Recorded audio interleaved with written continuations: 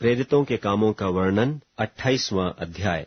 जब हम बच निकले तो जाना कि यह टापू मिलीते कहलाता है, और उन जंगली लोगों ने हम पर अनोखी कृपा की, क्योंकि मेह के कारण जो बरस रहा था और जाड़े के कारण उन्होंने आग सुलगाकर हम सबको ठहराया।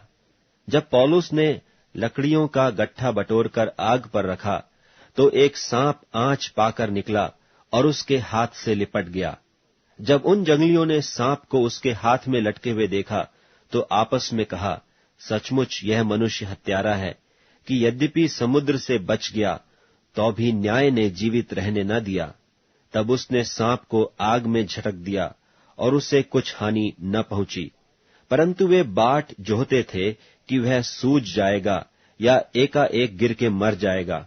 परंतु जब वे बहुत देर तक देखते रहे और देखा कि उसका कुछ भी नहीं बिगड़ा, तो और ही विचार कर कहा, यह तो कोई देवता है। उस जगह के आसपास पुबलियुस नाम उस टापू के प्रधान की भूमि थी। उसने हमें अपने घर ले जाकर 3 दिन मित्र भाव से पहुनाई की। पुबलियुस का पिता ज्वर और आंव लोहू से रोगी पड़ा था, सो पौलुस ने उसके पास घर में जाकर प्रार्थना की और उस पर हाथ रखकर उसे चंगा किया। जब ऐसा हुआ तो उस टापू के बाकी बीमार आए और चंगे किए गए, और उन्होंने हमारा बहुत आदर किया।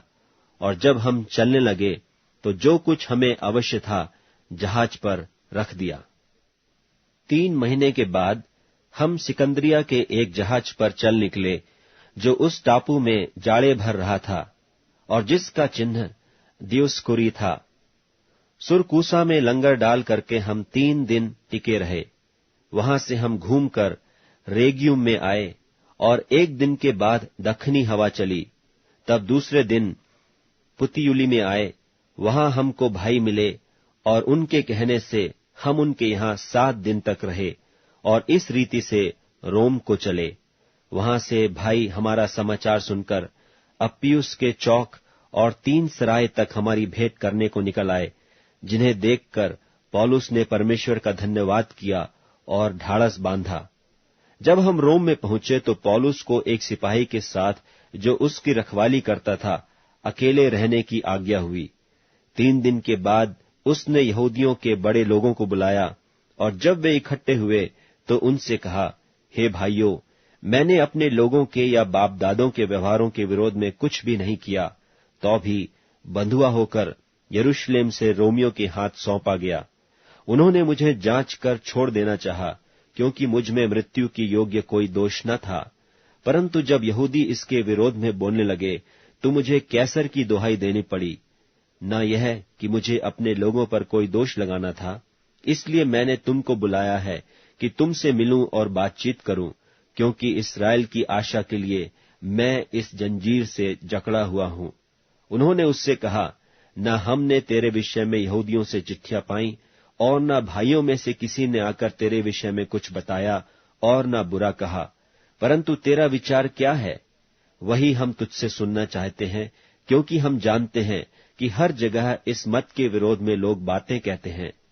तब उन्होंने उसके लिए 1 दिन ठहराया और बहुत लोग उसके यहाँ इकट्ठे हुए, और वह परमेश्वर के राज्य की गवाही देता हुआ और मूसा की व्यवस्था और भविष्यद्वक्ताओं की पुस्तकों से यीशु के विषय में समझाकर भोर से सांझ तक वर्णन करता रहा। तब कितनों ने उन बातों को मान लिया और कितनों ने प्रतीति न की।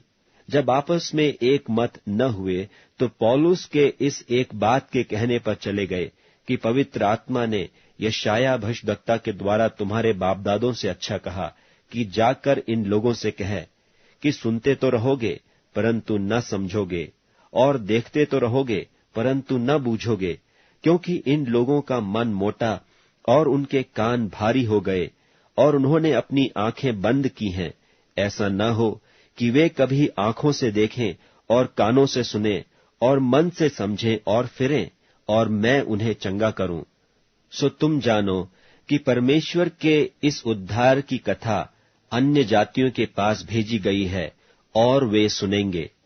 जब उसने यह कहा तो यहूदी आपस में बहुत विवाद करने लगे और वहां से चले गए, और वह पूरे 2 वर्ष अपने भाड़े के घर में रहा और जो उसके पास आते थे उन सब से मिलता रहा और बिना रोक टोक बहुत निडर होकर परमेश्वर के राज्य का प्रचार करता और प्रभु यीशु मसीह की बातें सिखाता रहा।